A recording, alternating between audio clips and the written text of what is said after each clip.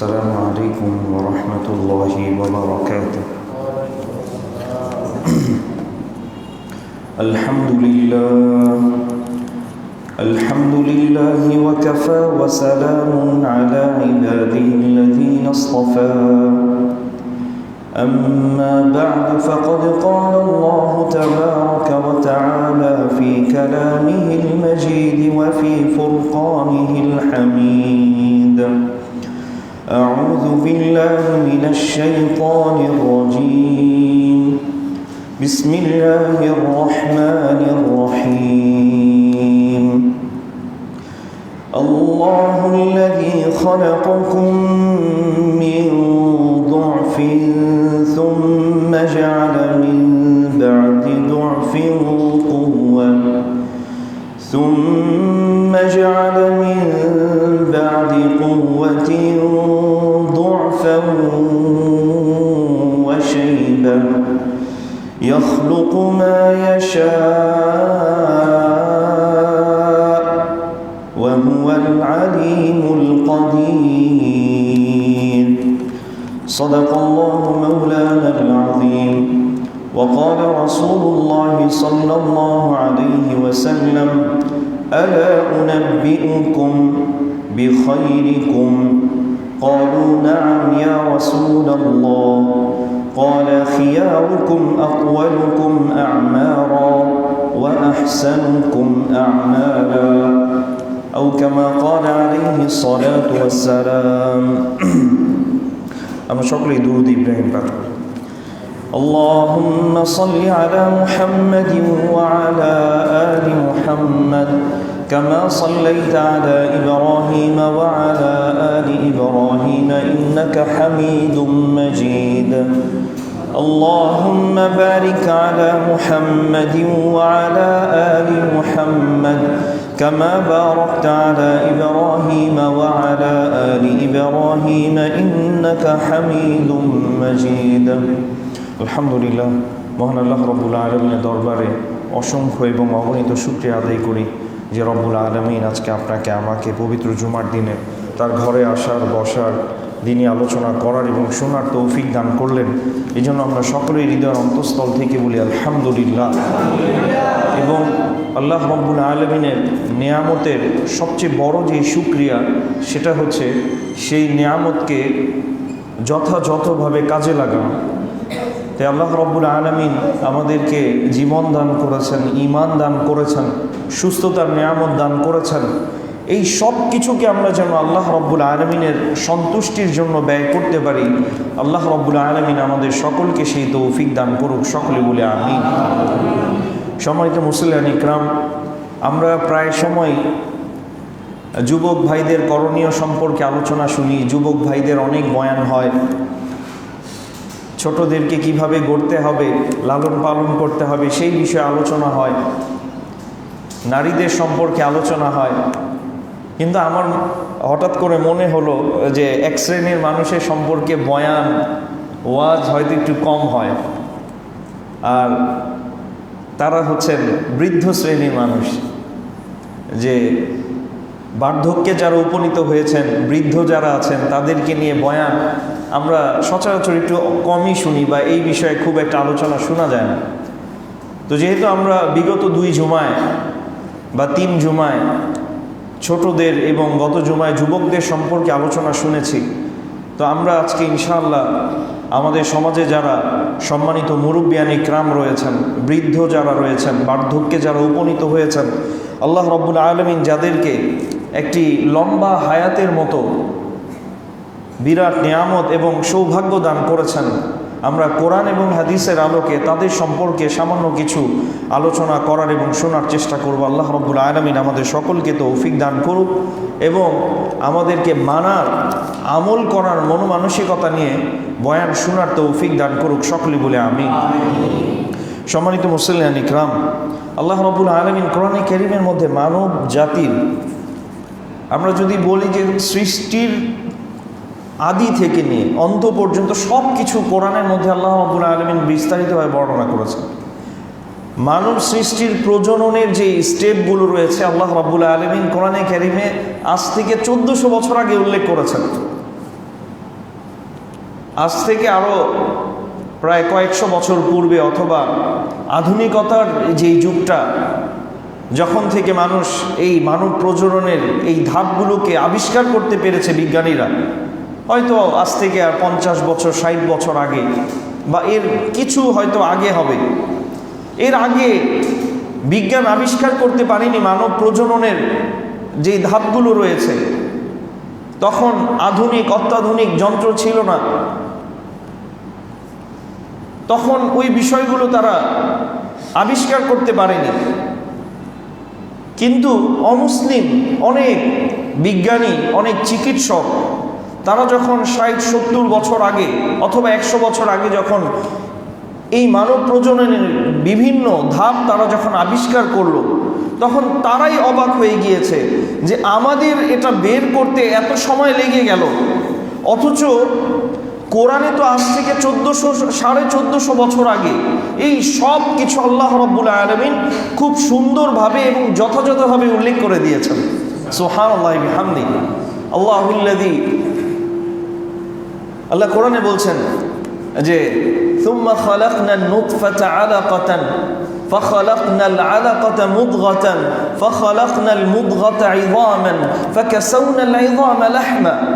অর্থাৎ একেবারে পানি থেকে নিয়ে মানুষের মাতৃগর্ভে মাংসপিণ্ড, রক্তপিণ্ড, মাংসপিণ্ড, সেখানে হাড় তৈরি হওয়া, সেই হাড়ের মধ্যে আল্লাহ রাব্বুল আলামিন বস্তু দিয়ে সেটাকে আবরণ দিয়ে দেওয়া, এই সব কিছু আল্লাহ রাব্বুল আলামিন কোরআন কারীমের মধ্যে ইরশাদ করেছেন। বলি সুবহানাল্লাহি বিহামদিহি। আল্লাহ রাব্বুল আলামিন মানুষের জীবনের কিছু ধাপ রয়েছে, এই ধাপ সম্পর্কেও কোরআনে আলোচনা করেছেন। সূরা রুমে আল্লাহ কোরআনে বলছেন আল্লাহুল্লাযী খালাকাকুম মিন দু'ফ। আল্লাহ রাব্বুল আলামিন তোমাদেরকে দুর্বলতার থেকে সৃষ্টি করেছেন। আমরা সবাই দুর্বল, খুব তুচ্ছ এবং নিকৃষ্ট পানি থেকে সৃষ্টি হয়েছে। সুম্মা জাআলা মিন বা'দি দু'ফিন কুওয়া।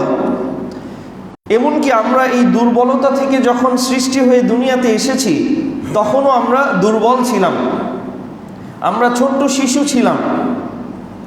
নিজের গায়ে যদি একটি মশা বসতো, সেটাও আমরা সরানোর ক্ষমতা রাখতাম না। একটা ছোট শিশু তার নিজের যেটা প্রয়োজন সেটাও সে করতে পারে না। কতটা দুর্বল ছিলাম আমরা অনেক দুর্বল ছিলাম।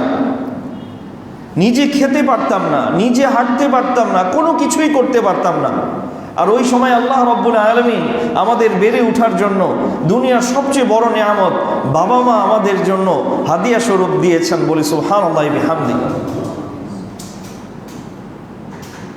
এই দুর্বলতা আমাদের কৈশোর এবং শৈশব সময়টা অতিক্রম করার পর আমরা তারুণ্যে, এরপর যৌবনে আমরা পদার্পণ হই।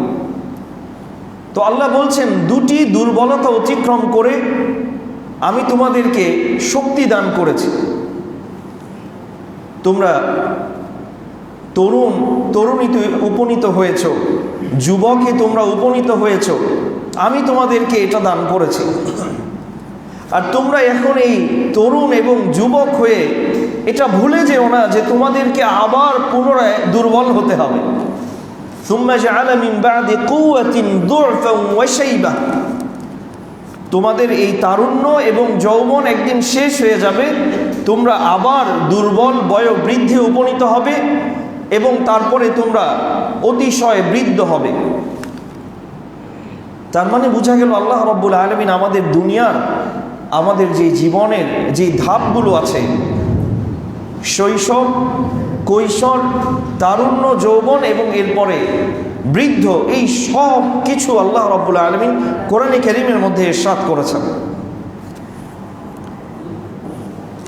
রাসূলুল্লাহ সাল্লাল্লাহু আলাইহি ওয়াসাল্লাম তিনি ভবিষ্যৎবাণী করেছেন আমরা যেন দুনিয়াতে এসে আমাদের এই জীবন সম্পর্কে আমরা যেন উদাসীন না হই, আমরা যেন আমাদের মৃত্যুকে ভুলে না যাই, অথবা আমাদের শক্তি সামর্থ্য, আমাদের সম্পদের কারণে আমরা যেন আখিরাত থেকে গাফিল না হয়ে থাকি। এজন্য রাসূলুল্লাহ সাল্লাল্লাহু আলাইহি ওয়াসাল্লাম বলেছেন উমরু উম্মতি মিন 60 সানাতান ইলা 70। আমার উম্মতের বয়স হবে 60 থেকে নিয়ে 70 পর্যন্ত।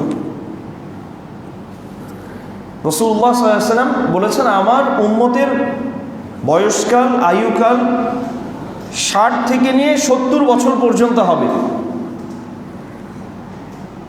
অর্থাৎ 60 থেকে নিয়ে 70, রাসূলুল্লাহ সাল্লাল্লাহু আলাইহি ওয়াসাল্লাম ইন্তেকাল করেছেন 63 বছর বয়সে। এর অর্থ এই না যে এই বয়সেই সবাই মৃত্যুবরণ করবে, আগেও মানুষ মৃত্যুবরণ করতে পারে, এর চেয়ে বেশি হায়াতও মানুষ পেতে পারে। তো রাসূলুল্লাহ সাল্লাল্লাহু আলাইহি ওয়াসাল্লাম এটা একটা অ্যাভারেজ একটা বয়স, একটা আয়ুকাল রাসূলুল্লাহ সাল্লাল্লাহু আলাইহি ওয়াসাল্লাম ইরশাদ করে গিয়েছেন।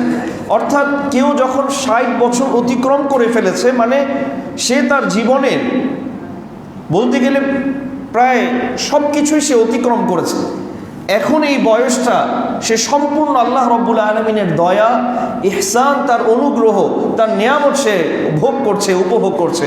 বলি সুবহানাল্লাহি ওয়া বিহামদিহি।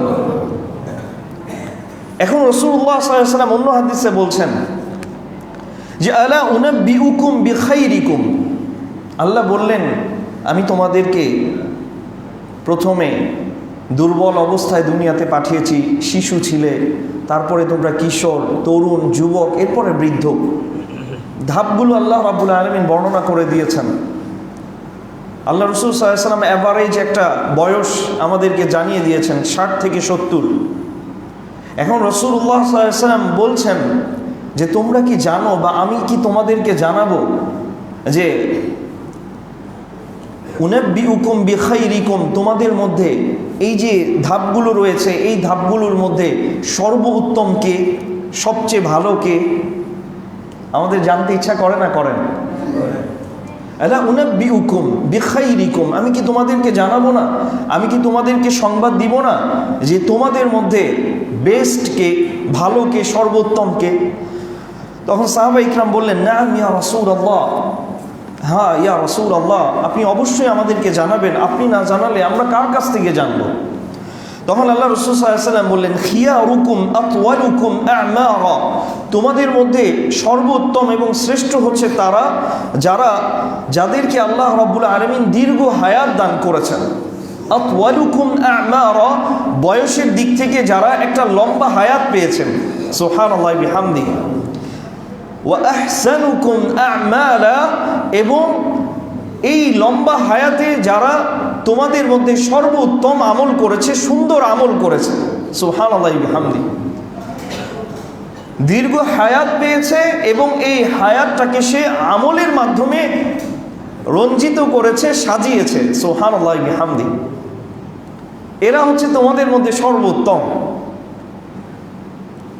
আমরা জানি যে যৌবনের ইবাদত আল্লাহর কাছে অনেক প্রিয়। যৌবনে যুবক বয়সে যারা ইবাদত করে তারা আল্লাহর অনেক পছন্দনীয়। আমরা এই সম্পর্কে গত জুমায় অনেক আলোচনা শুনেছি। শুধু তাই না, হাদিসে এসেছে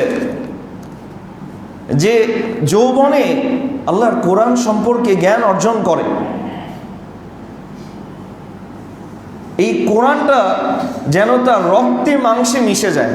সুবহানাল্লাহি বিহামদিহি। কতটা সুন্দর কথা। তো যৌবনের ইবাদত, যৌবনে জ্ঞান অর্জন, যৌবনে ইসলামের জন্য খেদমত, এই সব কিছু আল্লাহর কাছে, রাসূলুল্লাহ সাল্লাল্লাহু আলাইহি ওয়াসাল্লামের কাছে অনেক প্রিয়, সবচেয়ে প্রিয়। তবে এর অর্থ এই না যে এখন যারা বয়োবৃদ্ধ হয়ে গিয়েছে তাদের হয়তো এখন আর কোনো সুযোগ নেই, তারা হয়তো আল্লাহর কাছে প্রিয় হতে পারবে না, বিষয়টা এমন না।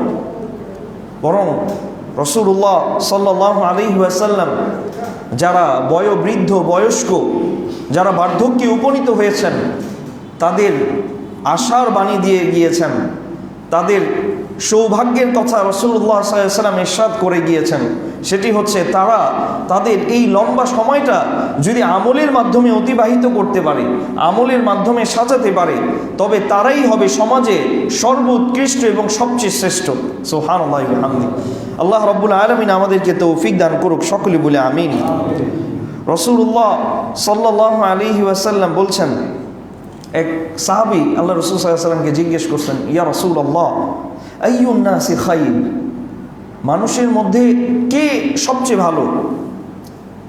কোন মানুষ সর্বোত্তম? আল্লাহ রাসূল সাল্লাল্লাহু আলাইহি ওয়াসাল্লাম বললেন, মান তালা উমরুহু ওয়া হাসুনা আমালুহু, ওই ব্যক্তি সবচেয়ে ভালো যে একটি লম্বা হায়াত পেল এবং ওই হায়াতের মাঝে সে আমল করল। কেউ সুবহানাল্লাহ বললাম না? মান তালা উমরুহু, যার জীবনটা লম্বা হলো, ওয়া হাসুনা আমালু, এবং যার আমলটা সুন্দর হলো, সুবহানাল্লাহ বিহামদি, সে হচ্ছে সর্বোত্তম। এরপরে ওই সাহাবী প্রশ্ন করলেন, ওয়া আইয়ুন নাসি শার, এবং খারাপ মানুষকে। আমরা কিন্তু ভালোটা শুনতে খুব ভালোবাসি।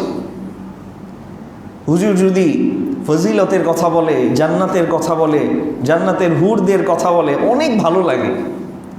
কিন্তু যখন হারাম যে কাজগুলো রয়েছে, সুদ, ঘুষ, অত্যাচার, মানুষের সম্পদ অবৈধভাবে দখল করা, হারাম যে কাজগুলো রয়েছে, অন্যায় কাজগুলো রয়েছে, জেনা, ব্যভিচার, এই ধরনের বিষয় যখন কথা বলে, তখন আর হুজুরকে ভালো লাগে না, খতিব সাহেবকে আর পছন্দ হয় না। কিন্তু দেখুন, আমরা কিন্তু আমাদের জীবনের প্রতিটা ধাপে আমরা কিন্তু আমরা প্রোটেকশন ইউজ করি। কিভাবে আমি এই বৃষ্টির সময় বৃষ্টির পানি থেকে নিজেকে প্রোটেক্ট করব, এটা আগে করি। আমার বাড়ি যেন ধসে না পড়ে যায়, এই জন্য আমি আগে ভালো করে ফাউন্ডেশন দেই। সব কিছুতে যেটা ক্ষতিকর সেটা থেকে আগে বাঁচি, এরপরে আমি ভালোটার দিকে আগে বাড়ি। মানুষ কিন্তু আগেই ডেকোরেশন করে না, আগে ফাউন্ডেশন ঠিক করে এবং অন্যান্য আনুষঙ্গিক বিপদ থেকে বাঁচার জন্য যেটা করণীয়, যেটা পদক্ষেপ নেওয়া দরকার, সেটা আগে নেয়। যেমন দেখুন, অনেক মানুষের কিন্তু করোনা হয়নি, কিন্তু করোনা থেকে বাঁচার জন্য আগেই কি নিচ্ছি? আমরা টিকা নিচ্ছি। আমার তো করোনা হয় নাই, আমি কেন টিকা নিব? ওই আগে থেকে আমি সতর্ক, যেন করোনায় আমি আক্রান্ত না হই। ছোট ছোট বাচ্চা দেখা যায় টিকা দিলে 1 সপ্তাহ পর্যন্ত জ্বর থাকে, শরীর খারাপ থাকে, কোনো তার রোগ নাই, জন্ডিস নাই, কোনো রোগ নাই, অথচ 7টা টিকা একটা ছোট মানুষের ধাপে ধাপে নিতে হয়। কেন? সে কি আক্রান্ত হয়েছে রোগে? তার জন্ডিস হয়েছে, তার নিউমোনিয়া হয়েছে, কিন্তু তারপরেও তার অ্যাডভান্স অনেক আগেই তার টিকা নিতে হচ্ছে, সতর্কতা স্বরূপ। তাই গুনাহগুলো হচ্ছে সতর্কতা স্বরূপ। গুনাহ থেকে আগে আমার বাঁচতে হবে, অন্যায়, হারাম, নিষিদ্ধ কাজগুলো থেকে আগে বাঁচতে হবে। মনে করতে হবে এগুলো ভাইরাস, আমার ইমান, আমল, আমার পরকাল সব কিছু শেষ করে দিবে। তাই আগেই আমার সতর্ক থাকতে হবে। তাই সাহাবায়ে ইকরাম রাদিয়াল্লাহু তাআলা আনহুম আজমাইন, তারা এরকম অন্যায় যেটা সম্পর্কে আল্লাহ রাসূল সাল্লাল্লাহু আলাইহি ওয়াসাল্লাম অনেক কঠোর হাদিস ইরশাদ করেছেন, কঠিন কথা বলেছেন, এই সম্পর্কে তারা বেশি ভয় করেছেন। বড় বড় সাহাবীরা ভয় করেছেন যে আমরা মুনাফিক হয়ে গেলাম কিনা। আল্লাহু আকবার। এমনকি আল্লাহ রাসূল সাল্লাল্লাহু আলাইহি ওয়াসাল্লাম মুনাফিকদের কিছু কথা এক সাহাবীকে বলেছিলেন এবং বলেছিলেন, তুমি কাউকে বলবে না এই সম্পর্কে, কারা কারা মুনাফিক বা কোন কোন আমল বা কোন কোন বৈশিষ্ট্যের অধিকারীরা মুনাফিক হবে। তো অনেক বড় বড় সাহাবা ইকরাম ওই সাহাবীর কাছে গিয়ে শুধু বলতেন যে এতটুকু বলো যে আমার সম্পর্কে কি নবী মুনাফিকের কথা বলেছেন কিনা। আল্লাহু আকবার। কতটা তারা ভয় করেছেন, কতটা তারা সতর্ক ছিলেন। তুই সাহাবী জিজ্ঞেস করলেন, আইয়ুন নাসি শার ইয়া রাসূলুল্লাহ, ভালো কে এটা তো বুঝলাম, তাহলে মানুষের মধ্যে সবচেয়ে খারাপ কে এটাও তো আমার জানা উচিত, না জেনে আমি ওই খারাপ মানুষের মধ্যে আমি শামিল হয়ে যাই। তখন রাসূলুল্লাহ সাল্লাল্লাহু আলাইহি ওয়াসাল্লাম বললেন, মান তালা উমরু, যে একটি দীর্ঘ জীবন পেল, ওয়া সাআ আমালু, এবং এই দীর্ঘ জীবনে সে মন্দ কাজ, গুনাহের কাজে অতিবাহিত করলো। বলি নাউযুবিল্লাহি মিন যালিক। অন্য হাদিসের মধ্যে এসেছে যে আল্লাহ রাসূল সাল্লাল্লাহু আলাইহি ওয়াসাল্লাম বলছেন যে 3 শ্রেণীর মানুষের সাথে আল্লাহ রাব্বুল আলামিন কিয়ামতের ময়দানে কথা বলবেন না।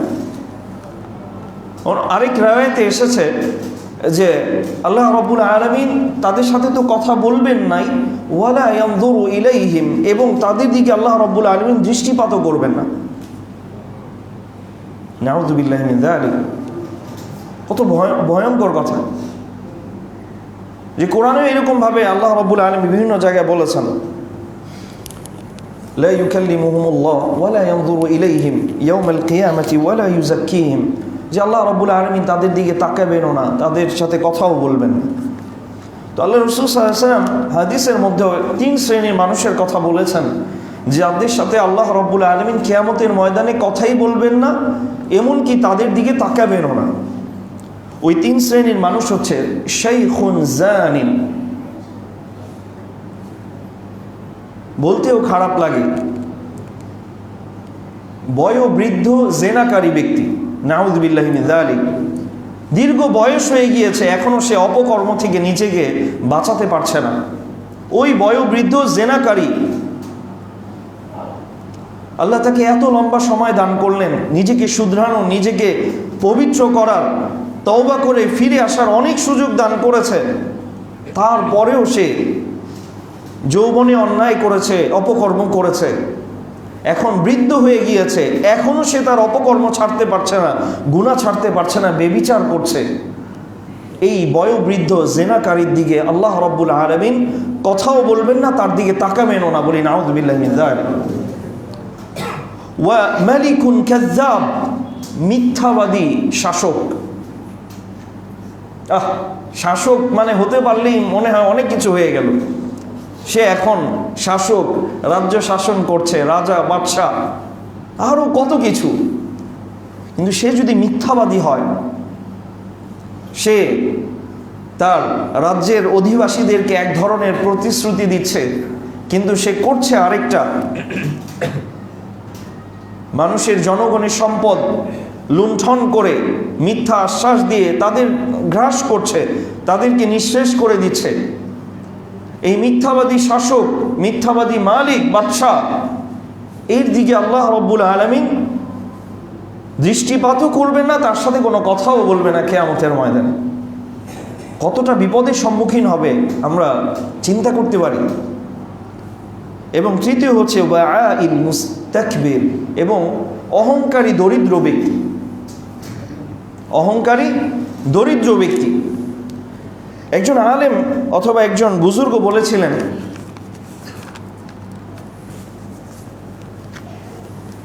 নমনীয়তা, অথবা যে অনেক মানুষ আছে যে খুব মানে নিজেকে খুব হেয় প্রতিপন্ন করে, খুব মানে নিজেকে ছোট করে মানুষের সামনে উপস্থিত করে। তো একজন যে গরিব, তার জন্য এটা কোনো বিশেষ কিছু না, কারণ তার তো সম্পদ নাই, তার অহংকার করার কিছু নেই, তার অহংকার করার মতো সম্পদ নাই, অহংকার করার মতো গাড়ি বাড়ি নাই, কিছুই নাই। এখন সে যে নিজেকে ছোট করছে বা নিজেকে খুব স্বাভাবিকভাবে রাখছে, এটা তার জন্য বড় কিছু না। তবে একজন ধনী, একজন প্রভাবশালী, একজন শাসক, সে যদি নিজেকে মুতাওয়াদি বিনয়ী হিসাবে উপস্থিত করে, বিনয়ী হিসাবে যদি সে রিপ্রেজেন্ট করে, এটা তার জন্য অনেক সম্মানের, অনেক বড়ত্বের। যেমন ওমরে ফারুক রাদিয়াল্লাহু তাআলা আনহু, আমরা জানি তিনি আমিরুল মুমিনিন ছিলেন, পুরো পৃথিবীর অর্ধেক রাজত্ব তিনি শাসন করেছিলেন, অথচ তিনি কতটা বিনয়ী ছিলেন। তিনি রাত্রেবেলা কান্না করতেন আর বলতেন যে আমার রাজ্যে যদি একটা কুকুর না খেয়ে মারা যায়, এটা আমি আমিরুল মুমিনিন আল্লাহর কাছে জবাব দিতে হবে। কতটা নিজেকে ছোট মনে করতেন।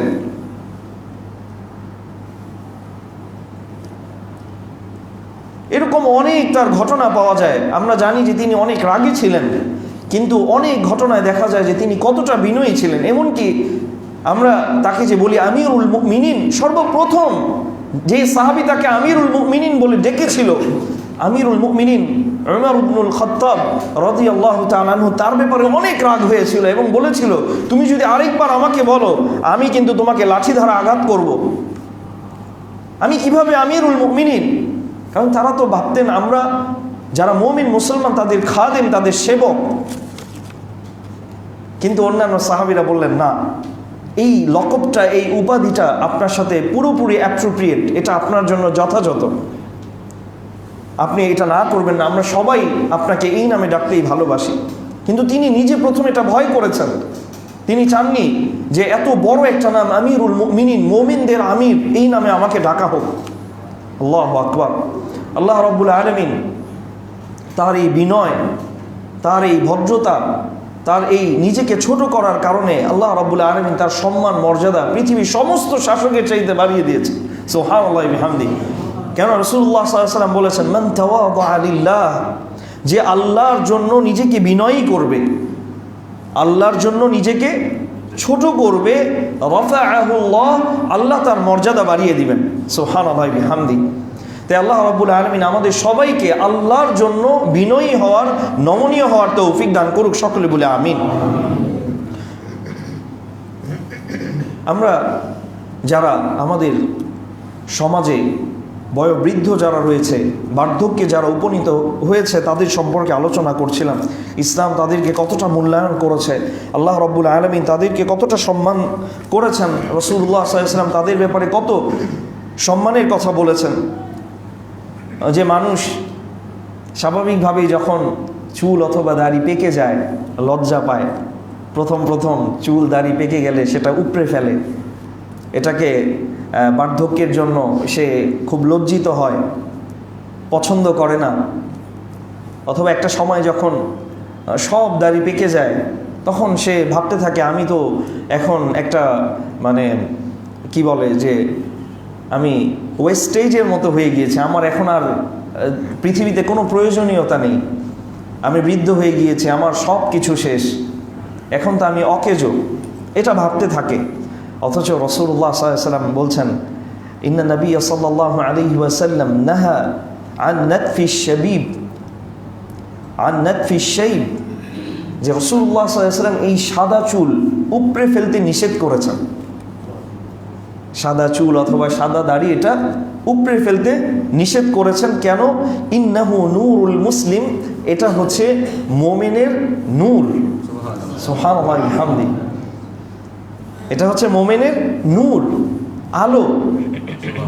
এমনকি অন্য হাদিসে এসেছে রাসূলুল্লাহ সাল্লাল্লাহু আলাইহি ওয়াসাল্লাম বলছেন যে একজন বয়োবৃদ্ধ মানুষ সে যদি সুন্নতের উপর প্রতিষ্ঠিত থাকে, সুন্নতকে যদি আঁকড়ে ধরে থাকে, এরকম বয়োবৃদ্ধ মানুষ যখন আল্লাহর কাছে কোনো দোয়া করে তো আল্লাহ রাব্বুল আলামিন তার সেই দোয়াটা ফিরিয়ে দিতে লজ্জাবোধ করেন। আমরা ভাবতে পারি যে ইসলামের সৌন্দর্য, ইসলামের মহত্ব কতটা বড়, কতটা মহান। আপনি বর্তমানে এই আধুনিকতার যুগে আপনি খোঁজ নিয়ে দেখেন, পৃথিবীর অনেক দেশ রয়েছে, অনেক জাতি রয়েছে, অনেক ধর্ম রয়েছে যেখানে বৃদ্ধদেরকে খারাপ মনে করা হয়, অশুভ মনে করা হয়। ঠিক না বেঠিক? সম্ভবত চীন অথবা জাপান হবে, তাদের একটা জাতি রয়েছে অথবা একটা গোত্র রয়েছে অথবা পুরো দেশের মানুষের মধ্যে এমন একটা মতাদর্শ রয়েছে, যখন মানুষ বৃদ্ধ হয়ে যায় তাদেরকে পাহাড়ের পাদদেশে রেখে আসা হয়। এখন সে বৃদ্ধ হয়ে গিয়েছে, এখন সে একটা মানে ক্ষতির কারণ, সে ঝামেলা করবে, সমস্যা করবে, এরকম একটা অবস্থা। তাদেরকে পাহাড়ের এক পাদদেশে রাখা হয় যেখানে তারা থাকে না খেয়ে এমনভাবে মরে কঙ্কাল হয়ে যায়। বলি নাউযুবিল্লাহি মিন যালিক। আর বৃদ্ধাশ্রমের কথা আলাদা করে কি আর বলার কোনো প্রয়োজনীয়তা আছে? এখন তো আমাদের দেশে এখন বৃদ্ধাশ্রমের সংখ্যা বাড়ছে দিনের দিন। বলি নাউযুবিল্লাহি মিন যালিক। আমরা আমাদের যেই শিক্ষা, আমাদের যে আদর্শ, ইসলামের শিক্ষা, ইসলামের আদর্শ থেকে যখন আমরা চ্যুত হয়ে যাব, আমরা ধাপে ধাপে তাসবিহ যখন কেটে দেওয়া হয়, এর দানা যেমন একটা একটা করে ঝরে ঝরে পড়তে থাকে, আমরা যখন ইসলাম থেকে, কোরআনের আদর্শ থেকে দূরে সরব, এরকম একটা একটা করে ধাপে ধাপে পর্যায়ক্রমে আমাদের উপর বিপদ, বিপর্যয়, দুর্যোগ এবং আরও বালা মুসিবত আমাদের উপর এমনভাবে ধেয়ে আসবে। বলি নাউযুবিল্লাহি মিন যালিক। আমরা কাদেরকে আধুনিক মনে করি? কাদেরকে আমরা মনে করি যে তারা সভ্য? বয়স হয়ে গেলে বাবা মাকে যারা বৃদ্ধাশ্রমে দিয়ে আসে, এরা সভ্য জাতি হতে পারে? তাদের চেয়ে নিকৃষ্ট জাতি তো আর কেউ হতে পারে না, ঠিক না বেটি? ইসলাম কি শিখিয়েছে? ইসলাম শিখিয়েছে যে আল্লাহ রাসূল সাল্লাল্লাহু আলাইহি ওয়াসাল্লাম, আমরা জানি প্রসিদ্ধ হাদিস, তিনি এই জুমার যেই মিম্বার রয়েছে, এই মিম্বারে তিনি পা রেখেছেন, বলেছেন আমিন, আবার পা রেখেছেন, বলেছেন আমিন, আবার পা রেখেছেন, বলেছেন আমিন। সাহাবা ইকরাম রাদিয়াল্লাহু তাআলা আনহুম আজমাইন জিজ্ঞেস করলেন, ইয়া রাসূলুল্লাহ, আমরা আপনাকে 3 বার বলতে শুনলাম আমিন আমিন আমিন, কেন আপনি আমিন বললেন? এটা তো আমরা শুনলাম না।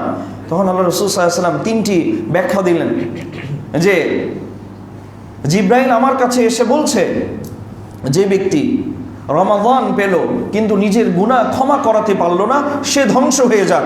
আল্লাহ রাসূল সাল্লাল্লাহু আলাইহি ওয়াসাল্লাম বললেন আমিন। এরপর জিবরাইল বললেন, যে ব্যক্তি বৃদ্ধ বাবা মা পেয়েছে, বৃদ্ধ বাবা মা পেয়েছে, বৃদ্ধ বাবা মা পাওয়া সত্ত্বেও সে জান্নাত অর্জন করতে পারলো না, সেও ধ্বংস হয়ে যাক। রাসূলুল্লাহ সাল্লাল্লাহু আলাইহি ওয়াসাল্লাম বললেন আমিন। তাহলে ইসলাম কতটা যারা বয়স্ক, যারা বয়োবৃদ্ধ, তাদেরকে সম্মান করেছে, মর্যাদা দিয়েছে।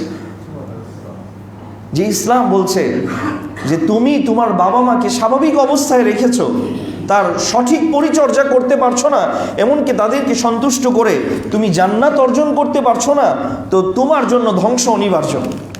আল্লাহ রাব্বুল আলামিন হেফাজত করুক, সকলে বলে আমিন।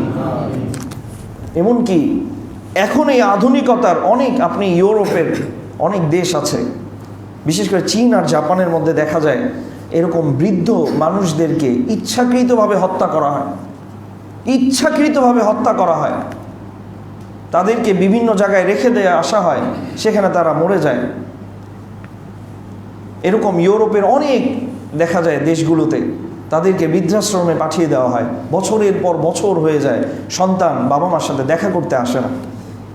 ওই আমরা এখন মানে আমাদের বিভিন্ন সোশ্যাল মিডিয়াতে তাদেরকে অনুকরণ করতে করতে তাদের এই জিনিসগুলো এখন আমাদের দেশে আমরা নিয়ে এসেছি।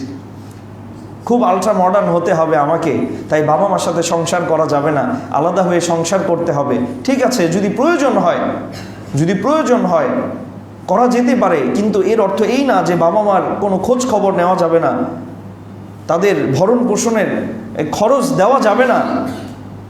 এই জিনিসগুলো তো ঠিক না। আল্লাহ রাব্বুল আলামিন আমাদেরকে বুঝান, ইসলামের আদর্শ গ্রহণ করার তৌফিক দান করুক, সকলে বলে আমিন। আল্লাহ রাসূল সাল্লাল্লাহু আলাইহি ওয়াসাল্লাম বলছেন, ইন্না মিন ইজলালিল্লাহ ইকরামাদিশ শাইবাতিল মুসলিম, যে একজন শুভ্র চুল বিশিষ্ট মুসলমানকে সম্মান করা আল্লাহকে সম্মান করার শামিল। সুবহানাল্লাহি বিহামদি। একজন সাদা চুল অথবা সাদা দাড়িওয়ালা ব্যক্তিকে সম্মান করার অর্থই হচ্ছে আল্লাহকে সম্মান করা। শুধু তাই না, একবার এক মজলিসে جاء شيخ يريد النبي صلى الله عليه وسلم فأبطأ القوم عن أن يوسعوا له, এক ব্যক্তি মানে একটা মজলিসে রাসূলুল্লাহ সাল্লাল্লাহু আলাইহি ওয়াসাল্লামের কাছে দেখা করতে আসতে যাচ্ছিলেন, কিন্তু সে বৃদ্ধ ছিল। বয়স্ক মানুষ অনেক সময় অনেক অপ্রীতিকর কাজ করে ফেলে, বা দেখা গেছে সে হয়তো আল্লাহ রাসূল সাল্লাল্লাহু আলাইহি ওয়াসাল্লামের সামনে গিয়ে এমন কিছু করতে পারে যেটা সবার হয়তো পছন্দ নাও হতে পারে। মানে মানুষ এটাকে একটু বিরক্তির সাথে নিচ্ছিল, অথবা তাকে সামনে আসার ক্ষেত্রে একটু বিলম্ব করছিল, দেরি করছিল। বিষয়টি রাসূলুল্লাহ সাল্লাল্লাহু আলাইহি ওয়াসাল্লামের কাছে পছন্দনীয় হয়নি। আল্লাহ রাসূল সাল্লাল্লাহু আলাইহি ওয়াসাল্লামের কাছে বিষয়টি ভালো লাগেনি। তিনি বললেন, লাইসা মিন্না মান লাম ইয়ারহাম সাগীরানা ওয়া ইউওয়াক্কির কাবীরানা, আমার উম্মতের মধ্যে যে ছোটদেরকে স্নেহ করে না, বড়দেরকে সম্মান করে না, সে আমার উম্মতের অন্তর্ভুক্ত হতে পারে না। এই হাদিসটা আমরা অনেকেই হয়তো শুনেছি যে ছোটদেরকে সম্মান করে না, ছোটদেরকে স্নেহ করে না, বড়দের সম্মান করে না, সে কিনা আমার উম্মতের অন্তর্ভুক্ত নয়। এই হাদিসের একটা ঘটনা হচ্ছে যে একজন বৃদ্ধ সাহাবী আল্লাহ রাসূল সাল্লাল্লাহু আলাইহি ওয়াসাল্লামের কাছে আসতে চাচ্ছিলেন, এবং অন্যান্য যারা ছিল তারা তাকে মানে জায়গা করে দেওয়ার ক্ষেত্রে একটু বিলম্ব করেছিল। এই জিনিসটাই রাসূলুল্লাহ সাল্লাল্লাহু আলাইহি ওয়াসাল্লামের কাছে কি হয়নি, পছন্দ হয়নি। তাহলে যারা মুরব্বী, যারা বয়স্ক, তাদেরকে সম্মান করা, তাদেরকে মর্যাদা দেওয়া, এটা আমাদের প্রত্যেকের কি দায়িত্ব এবং কর্তব্য, এবং রাসূলুল্লাহ সাল্লাল্লাহু আলাইহি ওয়াসাল্লামের একটি নির্দেশ। পড়ি সুবহানাল্লাহি বিহামদি। শুধু তাই না, ইসলাম আমাদেরকে শিখিয়েছে যে যারা ছোট আছে তারা বড়দেরকে সালাম দিবে। আমি হয়তো এর আগেও আপনাদেরকে বলেছিলাম, আল্লাহ রাসূল সাল্লাল্লাহু আলাইহি ওয়াসাল্লাম বলছেন ইউসাল্লিমুস সাগীরু আলাল কাবীর, যারা ছোট তারা বড়দেরকে কি করবে, আগে সালাম দিবে। এটা বড়দের ছোটদের উপর একটা হক, বা ছোটদের থেকে বড়দের একটা হক, ছোটরা বড়দেরকে কি করবে, সালাম দিবে। তবে এর অর্থ এই না যে বড়রা কখনোই ছোটদেরকে সালাম দিতে পারবে না, কেননা সাথে সাথে আল্লাহ রাসূল সাল্লাল্লাহু আলাইহি ওয়াসাল্লাম বলছেন ওয়াল মারু আলাল কাঈদ, অর্থাৎ আমরা ধরেন এখানে বসে আছি, একজন মানুষ পাশ দিয়ে হেঁটে যাচ্ছে, এখন কে সালাম দিবে? যে বসে আছে সে সালাম দিবে নাকি যে হেঁটে যাচ্ছে সে সালাম দিবে? আল্লাহ রাসূল সাল্লাল্লাহু আলাইহি ওয়াসাল্লাম বলছেন আল মারু আলাল কাঈদ, যিনি হেঁটে যাচ্ছেন তিনি যারা বসে আছে তাদের কি করবে, সালাম দিবে। ইসলাম কতটা বিস্তারিতভাবে আমাদেরকে সব কিছু শিখিয়েছেন, শিষ্টাচার ভদ্রতা আমাদেরকে শিখিয়েছে ইসলাম। ওয়াল কালিলু আলাল কাসীর, এখানে 100 মানুষ বসে আছে, 4-5 জন যুবক অথবা 4-5 জন মানুষ একসাথে যাচ্ছে, এখন এই 100 জন মানুষ কি 4-5 জন মানুষকে সালাম দিবে, নাকি অল্প মানুষ অধিক মানুষকে সালাম দিবে? আল্লাহ রাসূল সাল্লাল্লাহু আলাইহি ওয়াসাল্লাম বলছেন ওয়াল কালিলু আলাল কাসীর, অল্প সংখ্যক মানুষ অধিক সংখ্যক মানুষকে কি করবে, সালাম দিবে। এই হাদিস থেকে পুরোপুরি স্পষ্ট হয়ে যায়, যখন কোনো মজলিসে কেউ আসবে, আগন্তুক যত বড় পীর হয়ে যাক, যত বড় আল্লাহওয়ালা বুজুর্গ হয়ে যাক, খাজা বাবা আর কত বাবা আছে, যা কিছু হয়ে যাক না কেন, সে আসার পরে কি সব মুরিদরা তাকে সালাম দিবে? হ্যাঁ, তার কি করতে হবে, সালাম দিতে হবে। আরেকটা কথা, যে এই সালাম দেওয়ার মাঝে বোঝা যায় মানুষের মাঝে অহংকার আছে কি নাই, ঠিক কি না? যে স্বাভাবিকভাবে সবাইকে সালাম দিতে পারবে, বোঝা যাবে তার ভিতরে হয়তো কি নাই, অহংকার নেই। এই জন্য অনেকেই বলেন, অনেক ওলামা ইকরাম আমাদের দেশে বা বর্তমান সময়ে, যে তুমি যদি একজন আলেম হয়ে একজন রিকশাওয়ালাকে সালাম দিতে তোমার মনের ভিতরে যদি সংকোচ কাজ করে, তো বুঝে নিও তোমার অন্তরের মধ্যে কিবির আছে, অহংকার আছে। তোমার একজন আল্লাহওয়ালার কাছে গিয়ে তোমার এই অহংকার দূর করা উচিত। আলেমদের উদ্দেশ্যে এই কথা বলছেন। একজন আলেম হয়ে একজন রিকশাওয়ালা, একজন শ্রমিক, একজন ভ্যানগাড়ি চালককে তুমি যদি সালাম দিতে না পারো, এতে যদি তোমার মনে সংকোচ কাজ করে, তো বুঝে নিও তোমার অন্তরের মধ্যে কিবির আছে, অহংকার আছে। আর হাদিসে এসেছে, যার অন্তরে অহংকার থাকবে সে তো জান্নাতে যাবেই না, জান্নাতে সুঘ্রাণও পাবে না। নাউযুবিল্লাহি মিন যালিক। আল্লাহ রাব্বুল আলামিন আমাদেরকে অহংকার থেকে হেফাজত করুক, সকলেই বলি আমিন, এবং অধিক পরিমাণে সালাম দেওয়ার তৌফিক দান করুক। কেননা আল্লাহ রাসূল সাল্লাল্লাহু আলাইহি ওয়াসাল্লাম বলেছেন যে এই সালামের মাধ্যমে তোমাদের একে অপরের মধ্যে ভ্রাতৃত্ববোধ, পারস্পরিক ভালোবাসা, মহব্বত, আন্তরিকতা বৃদ্ধি পাবে। তাই আমরা অবশ্যই কি করব, একে অপরকে অধিক পরিমাণে সালাম দেওয়ার চেষ্টা করব। আল্লাহ রাব্বুল আলামিন তৌফিক দান করুক, সকলে বলি আমিন। ইসলাম বয়স্কদের, মুরব্বীদের সম্মান দান করেছেন। যে এক সাহাবী, তিনি নামাজ অনেক দীর্ঘ করতেন, অনেক লং টাইম তিনি নামাজ পড়তেন। তো তার ইমামতিতে যখন মানুষ নামাজ পড়তো, দেখা যেত সেখানে অনেক বয়স্ক মানুষ থাকতো, অনেক ছোট মানুষ থাকতো, তাদের কষ্ট হয়ে যেত। তো এরকম আল্লাহ রাসূল সাল্লাল্লাহু আলাইহি ওয়াসাল্লামকে যখন এই বিষয়টা জানানো হলো, তখন আল্লাহ রাসূল সাল্লাল্লাহু আলাইহি ওয়াসাল্লাম বললেন ফালইয়াতাজাওয়াজ ফাইন্না ফীহিম আদ-দাঈফ ওয়াল কাবীর ওয়া যাল হাজা। কেন সে ছোট নামাজ পড়বে অথবা কেন নামাজকে সংক্ষিপ্ত করবে? এর কারণ হচ্ছে সেখানে অনেক ছোট মানুষ আছে, অথবা অনেক বয়স্ক মানুষ আছে, বৃদ্ধ মানুষ আছে, আবার অনেক এমন মানুষ আছে যাদের কি রয়েছে, প্রয়োজনীয়তা রয়েছে। এই জন্য 5 ওয়াক্ত নামাজের সুন্নত আছে যে এই কেরাতগুলো পড়া। এখানে ফজরের নামাজ এবং জোহরের নামাজে হচ্ছে তেওয়ালি মুফাসসাল, অর্থাৎ এই সময় একটু দীর্ঘ নামাজ পড়বে। এখন আমরা তো অবশ্য মনে করব যে এখন আল্লাহ রাসূল সাল্লাল্লাহু আলাইহি ওয়াসাল্লাম যখন এই কথা বলেছেন, আমি তো বৃদ্ধ, তো এখন হুজুর আপনি জুম্মার নামাজের সময় আপনি সূরা আ'লা পড়েন। গত জুমায় আমি পড়েছিলাম সূরা আ'লা, গাশিয়া, সাধারণত পড়া হয় না, আমি বেশিরভাগ ছোট ছোট পড়ি, দেরি হয়ে যায় বয়ানে। হয়তো বলতে পারেন যে হুজুর আপনি আ'লা পড়েছেন, গাশিয়া পড়েছেন, বড় বড় সূরা পড়েছেন, আপনি সূরা কাউসার পড়তে পারতেন, সূরা ইখলাস পড়তে পারতেন, অথবা আপনি সূরা ফিল পড়তে পারতেন, সূরা তাকাসুর পড়তে পারতেন। না, এখানেও কিছু কি আছে, আল্লাহ রাসূল সাল্লাল্লাহু আলাইহি ওয়াসাল্লামের নির্দেশনা আছে, অথবা সুন্নাহ রয়েছে যে আল্লাহ রাসূল সাল্লাল্লাহু আলাইহি ওয়াসাল্লাম ফজর এবং জোহরের নামাজ তেওয়ালি মুফাসসাল দীর্ঘ করতেন, যেটা মক্কায় এখনও যে প্রথম রাকাতে 3 পৃষ্ঠা 21 পারার সবার শেষ সূরা আগের সূরা, এবং দ্বিতীয় রাকাতে সূরা দাহার পড়া হয়, সেটা হচ্ছে 2 পৃষ্ঠা। প্রথম রাকাতে 3 পৃষ্ঠা। মক্কা মদিনায় অধিকাংশ জায়গায় এবং হারামাইনে, আপনারা যারা হজে গিয়েছেন অথবা অনেকে হয়তো এই জিনিসটা ফেস করেছেন যে প্রথম রাকাতের সেজদা আছে, তো নামাজের মধ্যে সেজদায় চলে যায়।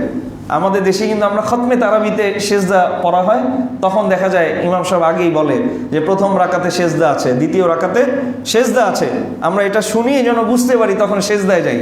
তো অনেক হাজি সাহেব আছে যারা প্রথমে যায়, দেখা যায় যে প্রথম ফজরের প্রথম রাকাতে যখন আল্লাহু আকবার বলে রুকুতে যায়, এরপরে যখন সেজদা থেকে উঠে আল্লাহু আকবার বলে তখন সে রুকু থেকে উঠে দেখে ইমাম সাহেব আবার তেলাওয়াত শুরু করে দিয়েছে।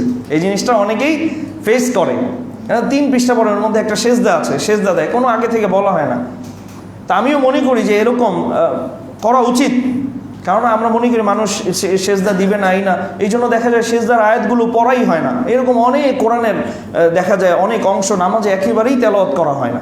তো যাই হোক, যেটা বলছিলাম যে আল্লাহ রাসূল সাল্লাল্লাহু আলাইহি ওয়াসাল্লাম যদিও বয়স্কদের জন্য, ছোটদের জন্য নামাজ সংক্ষিপ্ত করতে বলেছেন, কিন্তু আবার ফজরের নামাজে, জোহরের নামাজে একটু লম্বা তেলাওয়াত করতেন, মাগরিবে তারপরে ইশায় ছোট তেলাওয়াত করতেন, মাগরিবে এবং আসরে ছোট তেলাওয়াত করতেন। তো এটার কি আছে, কিছু পার্থক্য আছে। তাই আমরা এটা বলা যাবে না ফজরের নামাজে ইমাম সাহেব 2 পৃষ্ঠা অথবা 1 পৃষ্ঠা পড়েছে, আমি খুব বিরক্ত হয়ে গিয়েছি, এই ধরনের কাজ কিন্তু আবার কেউ করবেন না। বলবেন যে খতিব সাহেব বলেছেন যারা বয়স্ক, যারা বৃদ্ধ, এদের জন্য সংক্ষিপ্ত করতে, আপনি ইমাম সাহেব আপনি 2 পৃষ্ঠা পড়লেন। আবার অনেকে কিন্তু এই বয়স্কের একটা রিজন দিয়ে অনেক মসজিদে খতমে তারাবি পড়ে না, ঠিক কি না? অনেক মসজিদে খতমে তারাবি হয় না এই বয়স্কদের অজুহাত দিয়ে। এটাও আসলে ঠিক না, এটা আসলে একেবারেই ঠিক না। আপনি যদি বয়োবৃদ্ধ হন, আপনি বসে বসে নামাজ পড়েন, কিন্তু বাকিদের আপনি কোরআন শোনা থেকে কেন বঞ্চিত করছেন? আল্লাহ রাব্বুল আলামিন বুঝার তৌফিক দান করুক, সকলে বলে আমিন। আল্লাহ রাসূল সাল্লাল্লাহু আলাইহি ওয়াসাল্লাম যে ইমামতি, যে নামাজ পড়ায়, ইমামতির ক্ষেত্রেও যারা মুরব্বী, যারা বয়সে বড়, তাদেরকে সম্মান দিয়েছেন। আল্লাহ রাসূল সাল্লাল্লাহু আলাইহি ওয়াসাল্লাম বলছেন, ইয়া উম্মুল কওমা আকরাউহুম লিকিতাবিল্লাহ ওয়া আকদামুহুম কিরাআহ। যে এটা আসলে কোনো মসজিদের যখন নির্ধারিত ইমাম থাকবে সেই জায়গার মাসালা না। ইমাম নির্ধারিত নেই, এখন কে নামাজ পড়াবে, সেই ক্ষেত্রে আল্লাহ রাসূল সাল্লাল্লাহু আলাইহি ওয়াসাল্লাম বলছেন উপস্থিত যারা আছে এদের মাঝে সবচেয়ে সুন্দর যার কোরআন তেলাওয়াত, যার কোরআন তেলাওয়াত সবচেয়ে সুন্দর সুমিষ্ট, সে তেলাওয়াত, সে নামাজ পড়াবে। এরপর ফাইন কানাত কিরাআতুহুম সাওয়াআন ফালইয়াউম্মাহুম আকদামুহুম হিজরাতান। আর যদি এই কোরআন তেলাওয়াতে সবার সমান হয়, সবার কোরআন তেলাওয়াত একই রকম বা সবারই সুন্দর, তাহলে হিজরত, যারা হিজরত করেছে, হিজরত যারা আগে করেছে তারা প্রাধান্য পাবে, মুহাজিরদের মধ্যে যারা অগ্রগণ্য তারা ইমামতি করবে। অর্থাৎ এখানে আল্লাহ রাসূল সাল্লাল্লাহু আলাইহি ওয়াসাল্লাম যারা মুহাজির তাদের মর্যাদা তুলে ধরলেন। ফাইন কানু ফিল হিজরাতি সাওয়াআন, কোরআন তেলাওয়াতেও একই রকম, সবাই সমান, সবারই ভালো। আবার হিজরত, মুহাজিরের ক্ষেত্রে সবাই একই সময় হিজরত করেছে, তাহলে কি করবে? ফালিয়াউম্মাহুম আকবারুহুম সিন্না, তখন যাদের বয়স সবচেয়ে বেশি, আকবারুহুম সিন্না, বয়সে যারা বেশি, তারা কি করবে? ইমামতি করবে। অর্থাৎ সবার শেষে দেখা যাচ্ছে তেলাওয়াতেও সমান, মুহাজিরদের ক্ষেত্রেও সমান, সব দিক দিয়ে সমান। তখন অগ্রাধিকার কে পাবে? যে বয়স্ক, যারা মুরব্বী, তারা ইমামতি করবে। অর্থাৎ ইমামতির ক্ষেত্রে ইসলাম যারা মুরব্বী, যারা বয়স্ক, তাদেরকে সম্মান করেছে। এই জন্য বলা হয় আল বারাকাতু মা আকাবিরিকুম, তোমাদের মধ্যে যারা বয়োবৃদ্ধ, বয়স্ক, এদের মাঝেই বরকত রয়েছে। অর্থাৎ তাদেরকে সম্মান করো, তাদেরকে মূল্যায়ন করো, তাদেরকে মর্যাদা দাও, তাদের সেবা যত্ন করো। তোমার বয়স্ক বাবা মা, তাদের সম্পদ ভোগ করার জন্য এত উঠে পড়ে লেগে যেও না, তাদের চিকিৎসা করাও, তাদের সেবা যত্ন করো, তাদের দেখভাল করো, তাদের দোয়া নাও, তাদের যেটা চাহিদা সেটা পূরণ করো, এর মাঝেই তোমার বরকত। এই কথা কে বলেছেন? আমাদের প্রিয় নবী জনাবে মুহাম্মদুর রাসূলুল্লাহ সাল্লাল্লাহু আলাইহি ওয়াসাল্লাম, আমরা বাস্তবে দেখেছি যেই সন্তানরা, বা এমন অনেক পরিবার আছে, বংশ আছে, যারা তাদের বাবা মাদেরকে অনেকটা সম্মান করে, অনেকটা মর্যাদা দেয়, এমনকি নিজের স্ত্রী, নিজের সন্তানের চাইতেও বেশি বাবা মাকে বেশি পছন্দ করত। আমি আসলে আমার মুখে এসে পড়ছে, আমি আর আটকে রাখতে পারছি না। আমরা দেখেছি যে আমার বাবা, আমার চাচারা আমার দাদুকে কতটা আদর যত্ন করেছে, স্নেহ করেছে, আমরা দেখেছি আলহামদুলিল্লাহ অনেক করেছে। মানে দাদুর কাছে আমরা কিছুই ছিলাম না, পুরো বাড়ির মধ্যে মানে তার দিকটা সবচেয়ে বেশি বিবেচনা করা হতো, সবচেয়ে বেশি এটাকে প্রাধান্য দেওয়া হতো। আলহামদুলিল্লাহ আলহামদুলিল্লাহ আমরা এটার ভালো ফল এটা আমরা দেখেছি আলহামদুলিল্লাহ। আল্লাহ রাব্বুল আলামিন তাদেরকে সম্মান দিয়েছেন। আমার দাদু আমার বাবা এবং চাচাদের উপর সন্তুষ্ট ছিলেন আলহামদুলিল্লাহ। এমন অনেক পরিবার আছে, কিন্তু অনেক পরিবার এমন আছে তাদের সম্পদ থাকা সত্ত্বেও বাবা মার কদর করেনি, বাবা মার ভালো চিকিৎসা করে, সম্পদ ছিল, তাদের কি ছিল, অবস্থা ভালো ছিল, কিন্তু অবমাননা করেছে, অবমূল্যায়ন করেছে। একটা পর্যায়ে তারা নিজেরাই দেখা গিয়েছে তাদের ওই সম্পদ সব ধ্বংস হয়ে গিয়েছে, তাদের মানে অনেক সমস্যায় তারা পড়েছে। আমি আরেকজনের নাম বললাম না, এই মসজিদের একজন মুসল্লি ওই দিন বলছেন যে আমি আমার মাকে সবচেয়ে বেশি ভালোবাসি, আমার মাই আমার সব। আমার কথাটা খুবই ভালো লেগেছে, হয়তো তিনি আমার বয়ান শুনতেছে এখন। আমার মাই আমার সব, আমার মাকে আমি হজ করিয়েছি, আমার মা কোনটা খাবে ওইটাই আমি সবচেয়ে বেশি প্রায়োরিটি দিই। মানে এত ভালো লাগলো কথাটা শুনে যে এটা কিন্তু অনেক বড় একটা বিষয়। হয়তো সে তার নিজের জীবনে তার মাকে সম্মান করার, মর্যাদা দেওয়ার যে ভালো উপকারিতা সে নিজেই পাচ্ছে, এবং এটার জন্যই সে খুব আনন্দের সাথে এই কথা বলছে। আসলেই যারা অবস্থা অনুযায়ী বাবা মার মর্যাদা দেয়, বাবা মাকে সম্মান করে, তাদের যেটা হক এটা আদায় করে, আল্লাহ অবশ্যই তাদের দুনিয়াতে বরকত দেয়, ব্যবসায় বরকত দেয়। আল্লাহ দেখা যায় একটা সময় তাদের অনেক সমস্যা থাকে, আল্লাহ সব সমস্যা দূর করে দেয়। কিন্তু যারা এই বাবা মাকে অবমাননা করে, বিশেষ করে তাদের দেখাশোনা শেষ বয়সে বার্ধক্যে তাদের সেবা যত্ন নেওয়ার ক্ষেত্রে যারা গাফলতি করে, দেখা যায় যে দুনিয়াতেই তারা খুব কষ্ট ভোগ করে, দুনিয়াতে অনেক কষ্ট ভোগ করে। একটা সময় ছেলেদের থেকে কষ্ট ভোগ করে, স্ত্রীর থেকে কষ্ট ভোগ করে, নানান দিক থেকে সে অনেক বিপদের সম্মুখীন হয়। তাই আজকের আমার এই বয়ানের মূল আলোচ্য বিষয় হচ্ছে আমাদের সমাজে যারা মুরব্বী রয়েছেন তারা আমাদের জন্য কি রহমত স্বরূপ, আমাদের জন্য বরকত স্বরূপ। তাদেরকে মূল্যায়ন করা, তাদেরকে সম্মান করা, তাদের যে হক আছে এটা আদায় করা আমাদের প্রত্যেকের আবশ্যকীয় কর্তব্য। আমরা যেন সবাই সেই বিষয়ে সচেতন থাকি, তাদেরকে আমরা বোঝা মনে না করি, বরং তাদের থেকে দোয়া নেওয়ার, তাদের থেকে পরামর্শ নেওয়ার আমরা চেষ্টা করব, সবসময় তাদেরকে মূল্যায়ন করার চেষ্টা করব। আল্লাহ রাব্বুল আলামিন আমাদের সবাইকে তৌফিক দান করুক। আর এই বয়োবৃদ্ধ বয়সকে যদি আমার বাবা মা হয় তাহলে তো কোনো কথাই নেই, তাদের যে সেবা যত্ন করা, তাদের চিকিৎসা, তাদের যেটা প্রয়োজন সাধ্য অনুযায়ী আমরা যেন সকলেই করতে পারি। আল্লাহ রাব্বুল আলামিন আমাদের সবাইকে তৌফিক দান করুন, আমিন। ওয়া আখিরু দাওয়ানা আনিল